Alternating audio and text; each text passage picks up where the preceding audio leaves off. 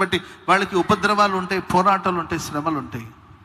కానీ దేవుడు మనల్ని నడిపిస్తున్న మార్గాలు ప్రతిరోజు నిద్ర లేస్తుంటే సూర్యుడు ఉదయించినప్పుడు ఎంత దేదీప్యమానంగా వెలుగుతాడు, ఆ విధంగా ప్రతిరోజు విజయోత్సవంతో లేద్దాం, మనం సంతోషంగా లేద్దాం. ఏంటండి, ఈరోజు మంచి రోజు, ఈరోజు మంచి జరుగుతుంది, ఈరోజు అన్నీ అనుకూలంగా ఉంటుందని అలా పాజిటివ్ థింగ్తో మనం ప్రతిరోజు లేవాలి. ఈరోజంతా మంచి జరుగుతుంది. సరే, 1-2 సమస్యలు ఉంటుందా, ఉండని. 1-2 బాధలు ఉంటుందా, ఉండనివ్వండి. ఏదో నిందలు వస్తాయా, రానివ్వండి. కష్టాలు రానివ్వండి.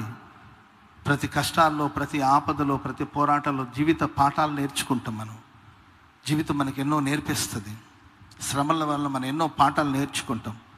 అంతేగాని ఏదో చిన్న చిన్న సమస్యల గురించి దిగులు పడుతూ గొప్ప గొప్ప సమస్యలనే ప్రియులారా మన పితరులు జయించి సంతోషంగా సాగిపోయారు. స్తోత్రం చెప్పండి అందరూ గట్టిగా.